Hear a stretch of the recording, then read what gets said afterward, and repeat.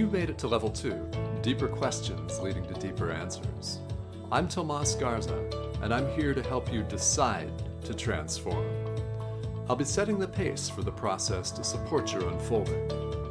Learn and commit to a practice that brings simplicity and then awareness of what is ready to be released. Join me now and allow the experience of a deeper sense of love.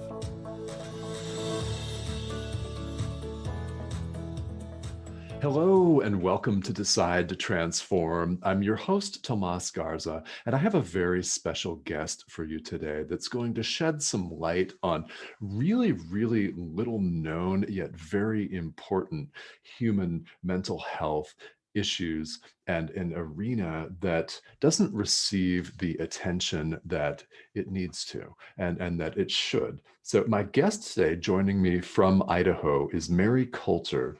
And Mehri is a mental health advocate who happens to live with bipolar. She blogs and Instagrams for So Bipolar to strengthen those living with mental illness. She believes true joy comes from struggling. So Mehri, welcome to Decide to Transform.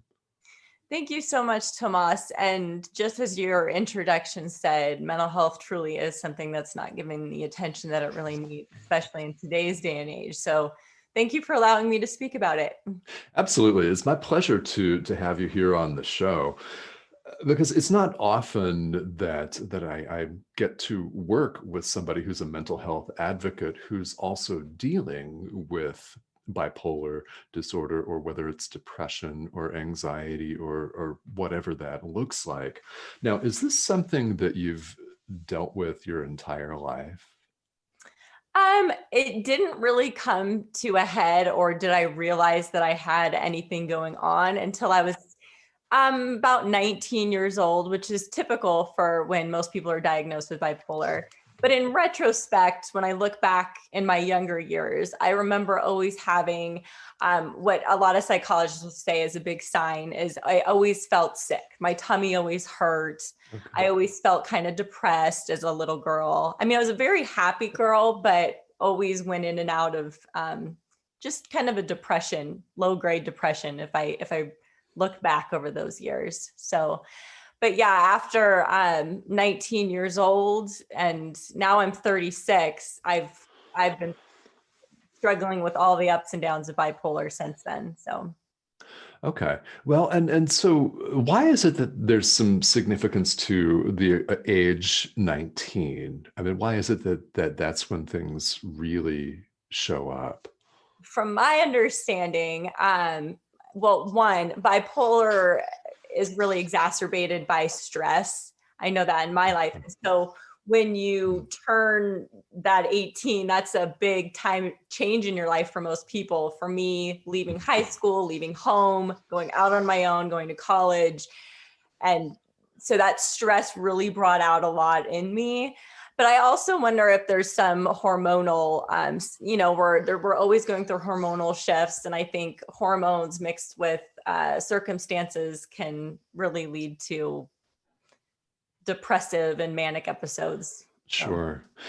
Yes. And then for people that aren't familiar with bipolar, could you walk people through how does it show up and what actually causes that? So the cause of bipolar is still unknown exactly. Like they can't pinpoint this gene or this whatever, but it is genetic. I have, I could go down the line of how many people in my family have bipolar. Oh. I have my great grandma, my grandma, my mom. I had an aunt, my nephew, my sister. It's just it's everywhere in our family tree. But so a lot of people will say, well, do I have bipolar? I get depressed or sad sometimes. And that's just not the case. Like in order to meet the DSM requirements, you have to have depressive episodes, say, for at least 2 weeks. It's a time period where it's not just, you wake up and you're sad and then the next day you're okay, but you're really sad that day, and then the next day you're okay. It's about over time looking at the big picture of, so for 2 weeks I'm depressed, and then maybe I'll swing into 2 weeks of mania, and mania looks so different for so many people. Some people have grandiosity, where they have this grandiose thinking where it can get as bad as thinking that they're literally God, and they were sent here by God to change the world when they're in their mania. For me, I don't get up there. I haven't had huge manic like psychosis, anything like that before. My mania looks more like extreme irritability, anger. I have had I have rapid thinking.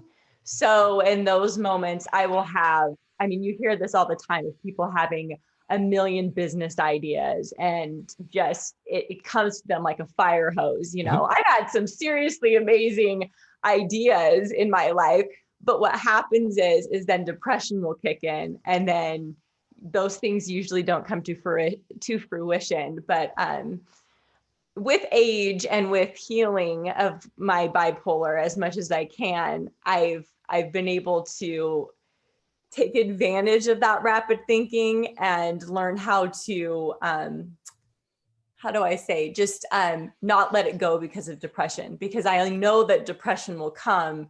And so just put aside that project for now and visit it later. And you kind of learn to have a relationship with your depression and your mania. Okay. So yeah. And this is something that no matter what someone's depression or mania may look like, right? There's an alternation between the two, right? Right. Okay. So in your experience, do you tend to have one or the other for a certain period of time? Yes, my depression will last. I had a depression that lasted for probably about 2 years. It was so severe. And I mean, I was physically and mentally, emotionally, everything just completely depleted. I felt like I had nothing left to give. I mean, and this was while raising three small children, and they are my world, my everything. And so to not be able to be the mother that I wanted to be for those couple years while I was in doctor's offices, no joke, like once a week, calling them all the time. Why am I feeling this way? What is going on? And I just, it was exhausting. And then as far as mania goes, I don't experience mania as long as depression. That's not, I mean, I didn't have a manic episode of 2 years by any means. And, but I've had a few weeks before where I did get quite manic, where I wouldn't sleep for like 3 days in a row, just didn't sleep. And if I did fall asleep, I would have, I kind of describe them as full body shocks that would like wake me up, and I just couldn't sleep. It was horrible. Again, with 3 small children, especially a baby at one time, was very difficult. And then hypersexuality is another thing. That's one symptom of bipolar that doesn't get talked about. I think it's because it embarrasses people or something for some reason. Sure. It is a very interesting, like when I went through that, it was intriguing to me in my mind, because I guess you would say I'm a normal sexual person, whatever that is. But in bipolar hypersexuality, it is like, you cannot think about anything else. I mean, it was pretty crazy. And I've gotten a lot of messages from people over the time that are like, oh my gosh, I had no idea this was bipolar. That is exactly what it feels like. I didn't know. So it's interesting. So, but I just don't have those symptoms as long as the depression. The depression is what has, in many ways in the past, controlled my life. But in more recent years, I'm doing wonderfully, and haven't experienced depression in about 3 years now, which I can say is the first time in my entire life that has ever happened. And it's been incredible. So that's got to feel really good. Oh my gosh, yes. And my whole family too. I mean, we talk about how 1 in 5 struggles from a mental health condition, but really everybody does, because everybody knows somebody who's struggling from it. And the ripple effect that it has on the lives is incredible. I mean, I feel like I've been given a new chance with raising my family since getting the help that I needed. Okay. Yes. Well, I'm happy to hear that it's been 3 years since you've had an episode, and again, that really has got to feel great. It's very interesting that you mentioned the ripple effect that mental health has on lots and lots and lots of people. So, what has worked for you? You mentioned healing a little while ago. What have you done? What has worked for you? Well, this is a huge question, and I've got a lot of answers for that. Okay. The first and foremost thing for me that we needed to get in line was my medication. My medication, and people who have mental health conditions will completely understand what I'm saying with this, but it's not like diabetes. You don't go and say, I have diabetes, I need insulin, and this is how much insulin you should take.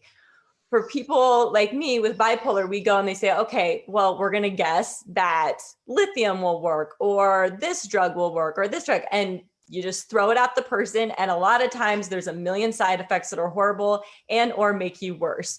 And in my case, I just so happened to get the luck of the draw where things got a lot worse for me. And then they try adding some, subtracting some. And before you know it, you have this cocktail of medications that's like 5 meds.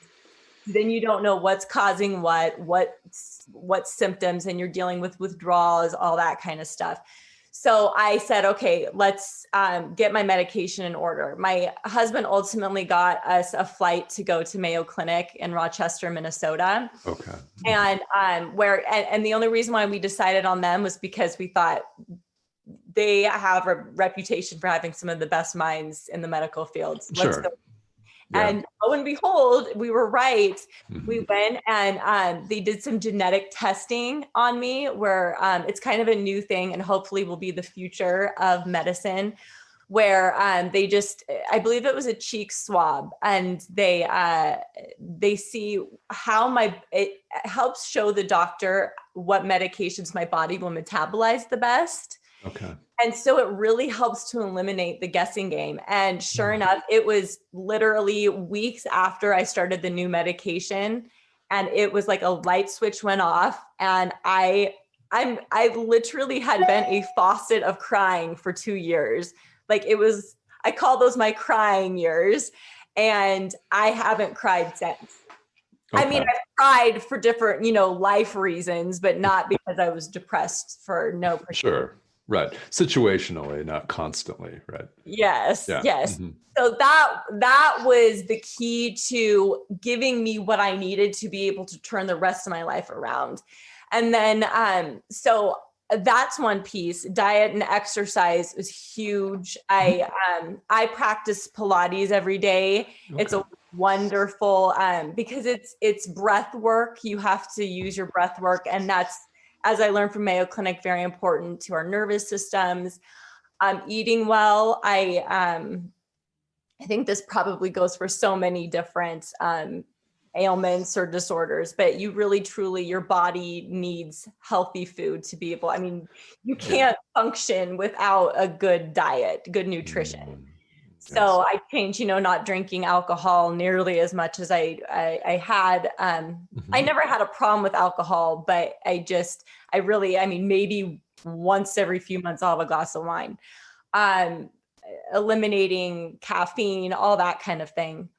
Another huge thing that changed me on so many different levels was my spirituality.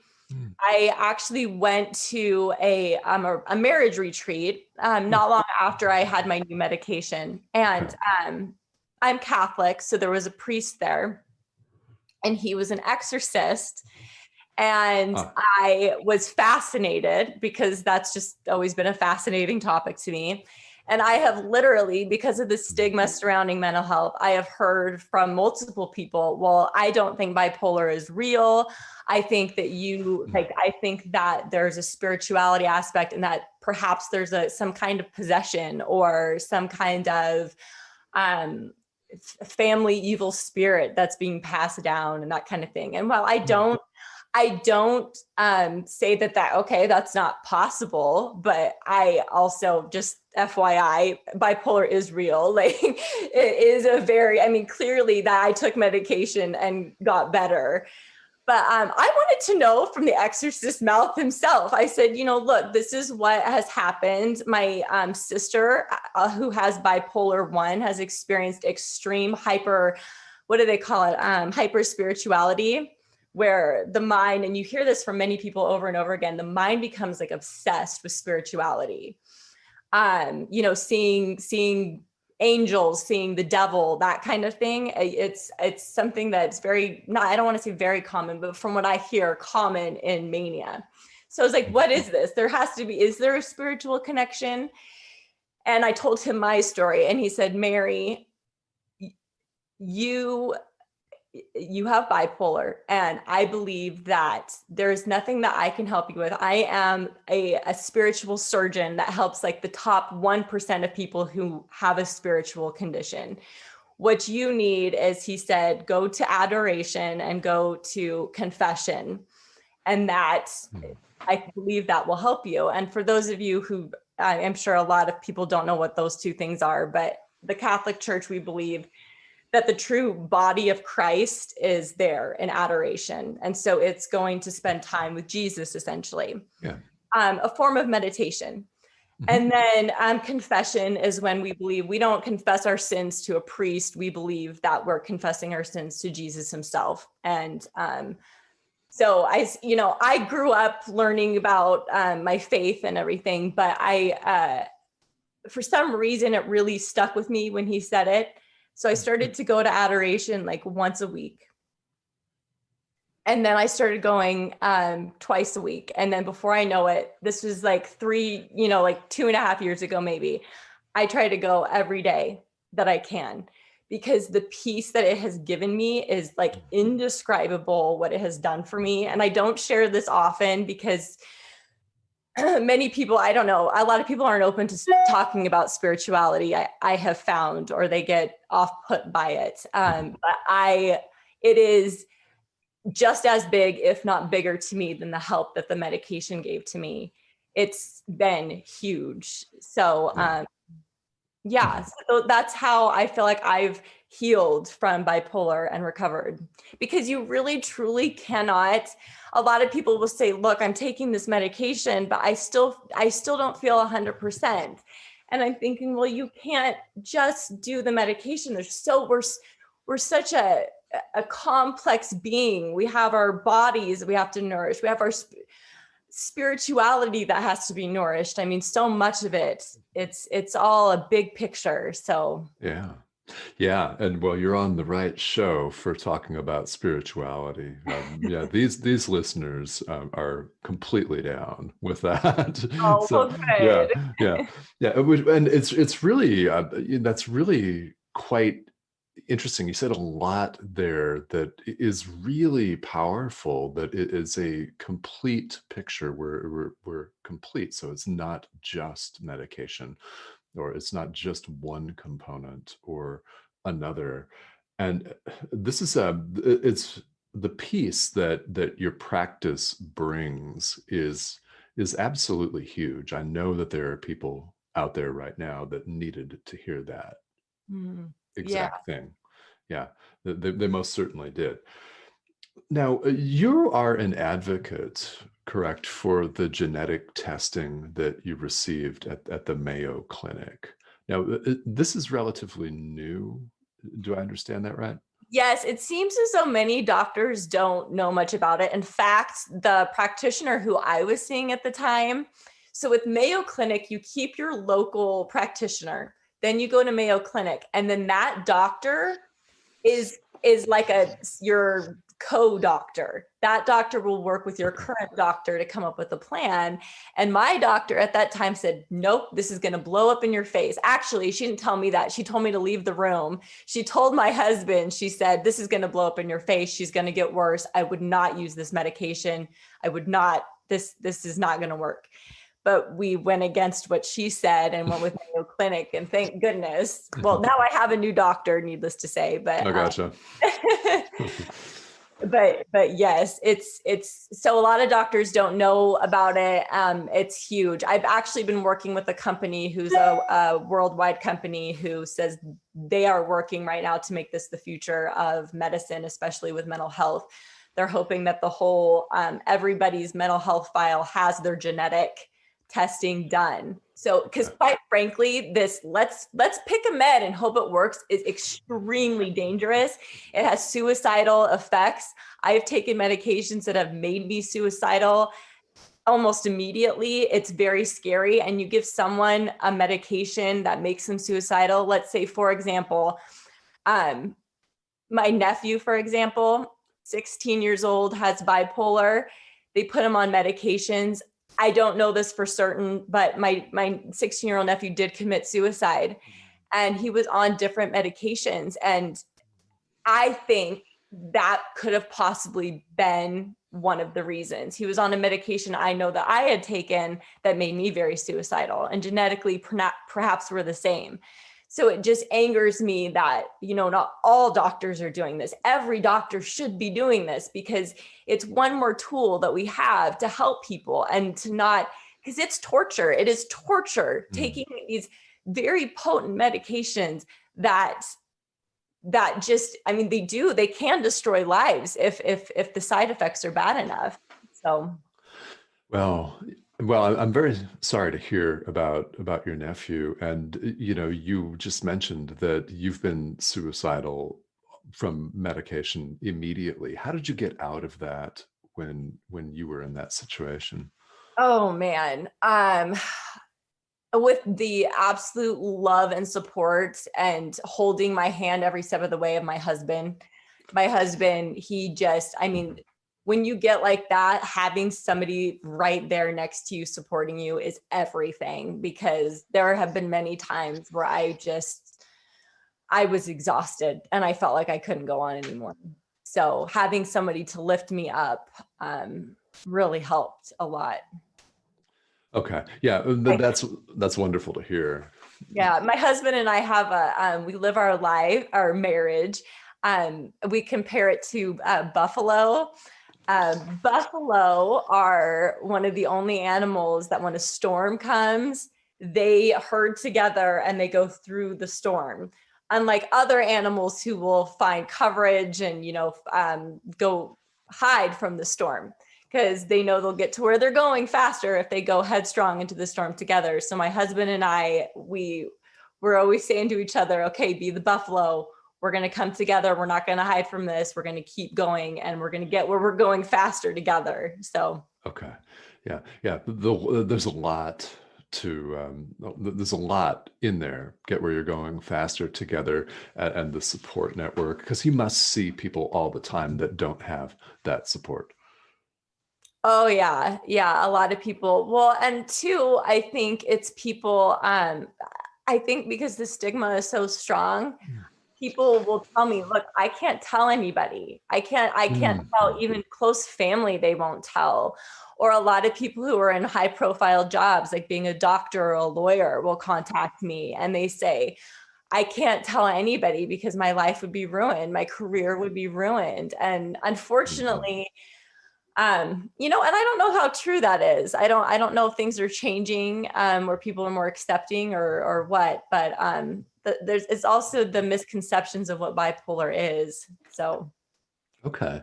Well, this is, and it affects a broad cross section of people. Like you said, you've been contacted by professionals, doctors, lawyers. Let's talk a little bit about the stigma then, because this is one of the purposes of people bringing this to light and making it something that we can talk about.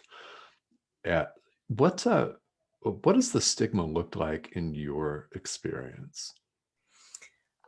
Just people, well, one thing that I get a lot is I'll say, yeah, it'll come up in conversation. Yeah, I do have bipolar. I blog for it. And I know they do not mean it in a mean way at all. And I don't hold it against them whatsoever. But the biggest comment I get is, oh, well, you don't look bipolar. And I'm like, well, that's interesting. What does that mean that I don't look bipolar? I don't look, I'm assuming they mean crazy, or like I'm not wearing my straight jacket that day. I'm not sure. But it's a misconception. There's just not education out there that are teaching people what bipolar looks like. I think people think that people with bipolar run around just manic or depressed all the time, like this creative genius that gets portrayed in the movies. And that's just not the case. I mean, I live a very normal, joy-filled life now. I had my bouts of depression and some mania, but those are sections, just chapters of my life. And it's not who I am by any means whatsoever. So I think I do think the stigma is still pretty strong in that.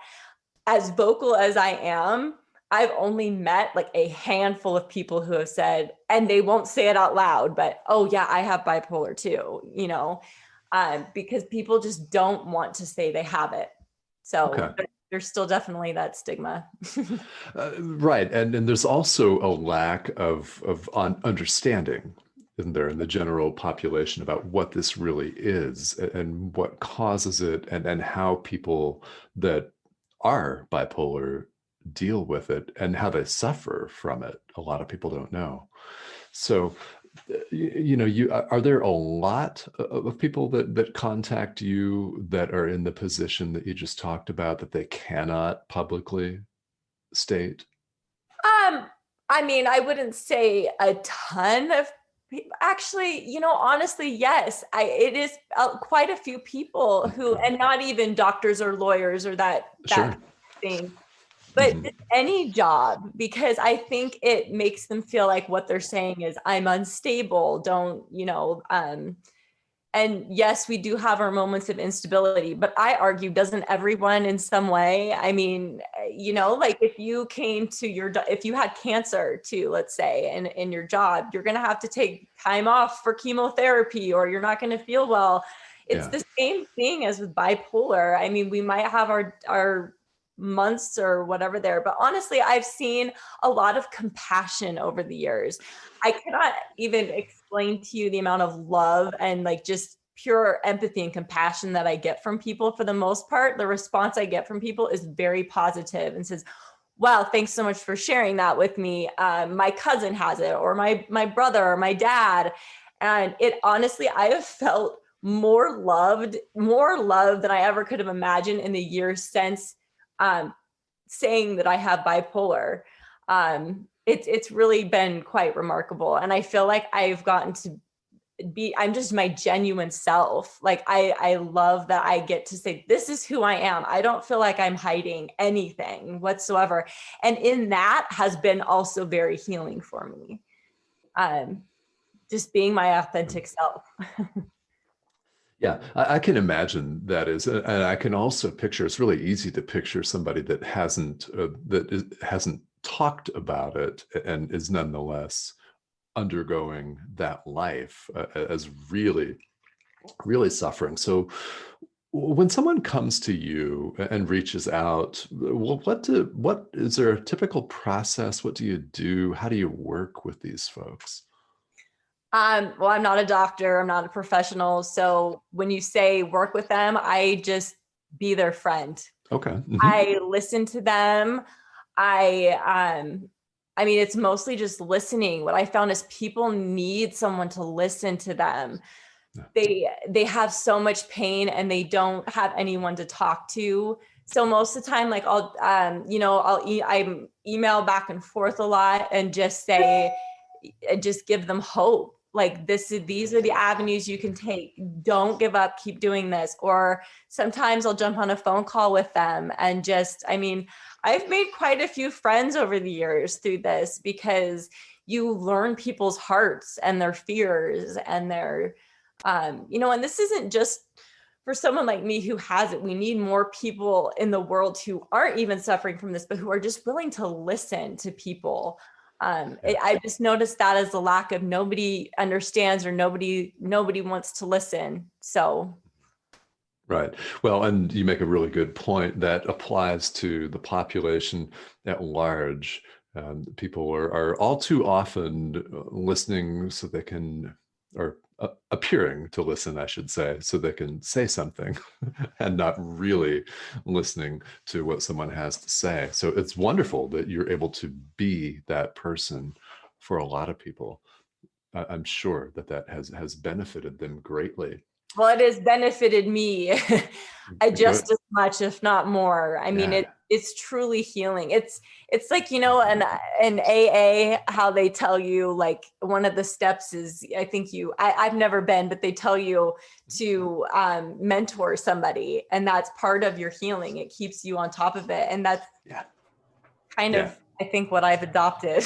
Right. Yes, with AA, with NA, I mean, it helps keep you well, it helps keep you sober, really, Right. is what I've heard from people as well. And that seems to be the point. So that's really healing. That's really, it's quite remarkable that there are people like you that are out there that are willing to be that ear for people, because like you said, that is what people need, no matter what they're going through, is someone to listen to them. Right. Now, are there statistics about how many people, say, in the United States have bipolar? Do we Oh know? gosh, yes, there definitely are. And if you did a quick Google search, it would show you. I want to say it's something like 1 in 20, but I could be wrong. So don't Okay. quote me on that. But yes, there's quite a lot of statistics out there for bipolar. Actually, one statistic that jumps out in my mind that I do always remember is the divorce rate in people with bipolar is Mm. something like 90%, which is huge. I mean, huge to have a 90% divorce rate. But with that said, though, that's something like my husband and I were on the WebMD documentary, Married to Bipolar.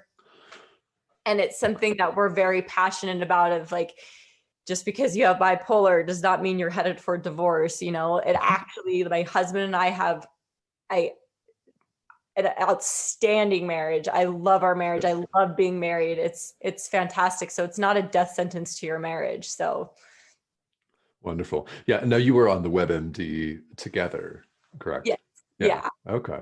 Yeah. we were And the title again of that segment is married to bipolar. Married to Bipolar. Okay. Yeah. Wonderful. And so people can go and then they can check that out. How long is the documentary? Oh, it's, I don't know, something like 7 minutes long. It's not very long, All so right. it's easy watch. It's an easy watch. In other words, people have no excuse, right? It's 7 minutes.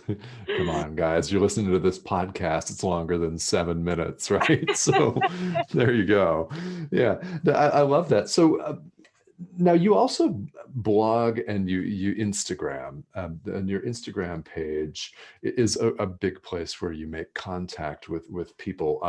How can people reach out to you if they'd like more information either about bipolar or they just want to talk to you? The best way is through my Instagram, so underscore bipolar. Just message me, um, and I'll get back with you. Okay.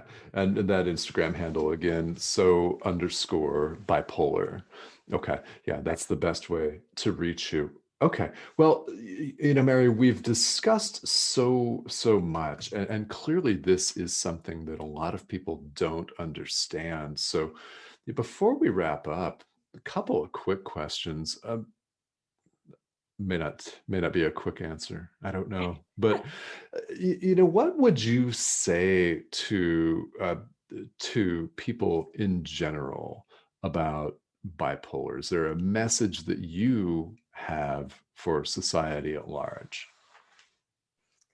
Um, that would be, bipolar is no different than any other's kind of condition, and that you can live a fully amazing, joy-filled life. Okay. Hmm. Yeah, and you're doing that. Yes, Yes. you are conclusive proof that this is indeed possible. Okay. It wasn't easy getting there, but I am indeed. Yeah. Well, it's never easy getting anywhere. It's always a process, isn't it? Yes. And never, ever, ever, ever giving up. If one thing doesn't work, try the next. If that doesn't work, try the next. Just keep going. Hmm. Well, and this reminds me of one of your favorite sayings is you're one choice away from living a completely different life. Could you just tell us a little bit more about that? Why is that so deeply resonant with you? Yes, I love that so much. I learned it when I was at the Mayo Clinic. It was one of the last doctors I talked to. She pulled out a notebook and she drew on the piece of paper a picture of a little sailboat. And she said, you know, the navigational like lines where it shows where the ship is going. So Mhm. you can set it, you're going straight north, let's say. But if you turn the dial just the tiniest millimeter to the left, you are going to ultimately end up in a completely different location. And that is how a journey with, well, really life is. But particularly for me with bipolar and others with bipolar, is that you might be headed in a direction where you are just going down and it's getting bad and hard. But if you even just try one thing, let's say like you add in going to weekly counseling, your life can end up in a completely different, more positive direction than the direction you were headed. So there's always hope. All right. Yeah, I love that. You're one choice away from living a completely different life. All right. Well, Mary, what else would you like to tell our listeners as we wrap up here today? Gosh, just thank you so much for listening and be there for other people. There's a lot of pain in this world, and just listening to people and being a true friend is worth more than gold. So just be there for each other. It's simple, but Yeah. Well, and the simple solutions are always usually the best solutions and the most profound. So, yeah, be there for each other. I love this. Well, Mary, thank you so much for sharing with us today. This has been a real pleasure. yeah, thank you so much, Tomas. Thank you.